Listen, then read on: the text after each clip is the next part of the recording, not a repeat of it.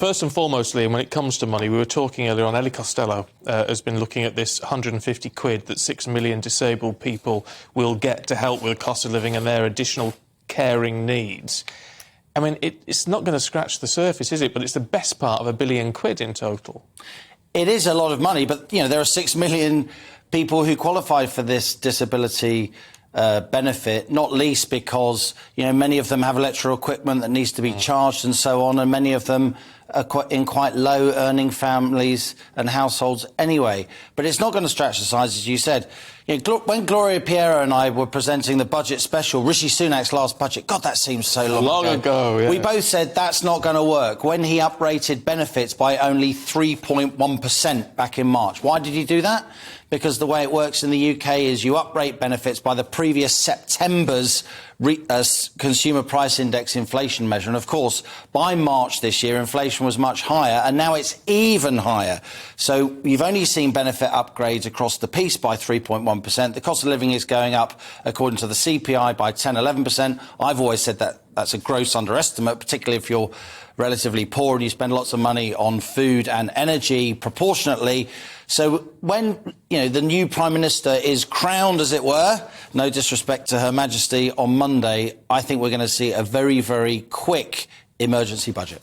How quick, do you think? I think it can happen by the end of next week. And it has to be quick, because if it takes longer, I think the long Tory leadership contest will seem incredibly indulgent. But also, if he or she, and it's probably going to be a she, let's be clear, hang around, then the Office for Budget Responsibility will insist and say, look, we've got these economic forecasts, you need to announce something that tallies with these economic forecasts.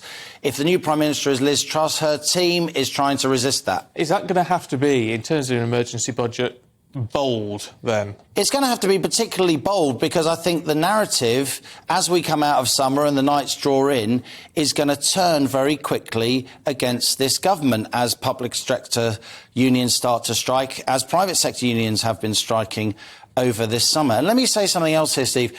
You're not quite old enough, Patrick and I are old enough to remember the 3-day week in the 1970s. And I'm afraid the spectre of that 3-day week, which was caused by energy rationing back then because of coal strikes, when we got most of our electricity from coal, you've now got the spectre of the 3-day week here in the UK. Why do I say that? Because we're seeing energy rationing looming now in Germany, where it's almost certain, and in France, but also because we had Michael Gove, who obviously knows his way around government, raising the spectre of it earlier today. He said this is not a Conservative thing to do, quotes, but if we look at our European neighbours and others, there have been some restrictions on the use of energy in non-domestic settings, i.e.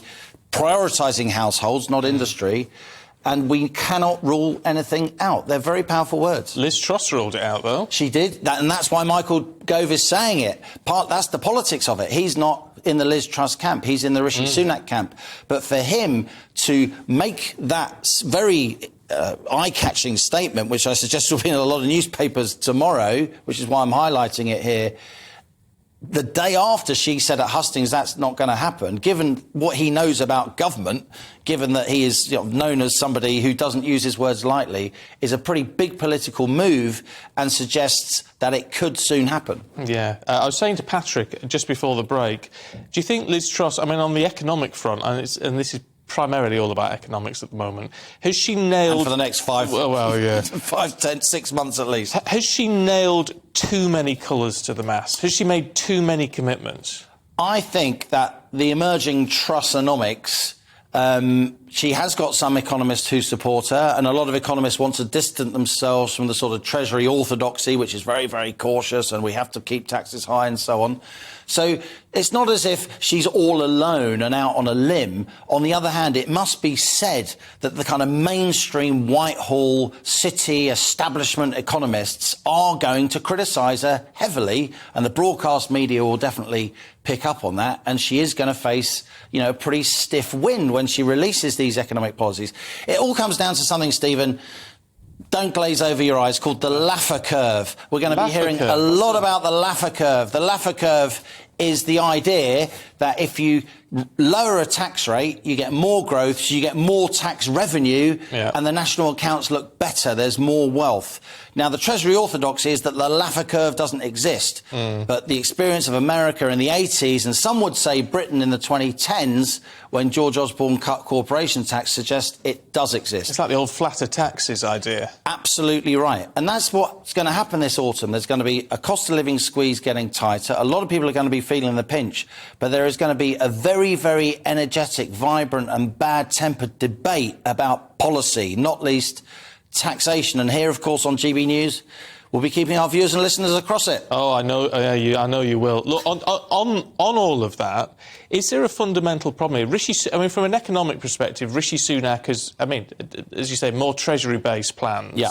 You know, more what the economists would say were sort of sensible, straightforward plans. And what the Office for Budget Responsibility would say, what the Institute for Fiscal Studies would say, all these very, well-regarded institutions. But what he's not done with that is come up with an immediate solution to what people are going through now. He seems disconnected from the people. He's saying, we'll do this and we'll come up with, there'll be some relief in several months' time, which isn't what people want to hear. That's right. And Liz Truss's team are, they've made hay out of that. That's arguably why she's so far ahead in the polls of Conservative leaders, because she does sound more connected to ordinary people. But Rishi Sunak, whatever you think of him, he has stuck to his guns, and history may bear him out. I don't expect him to be in Liz Truss's government. I don't expect Michael Gove to be in Liz Truss's government. I expect him to be on the back benches as a powerful kind of lightning rod, almost waiting for her economic package to unravel as the public and private sector unions, as they will, put serious pressure on her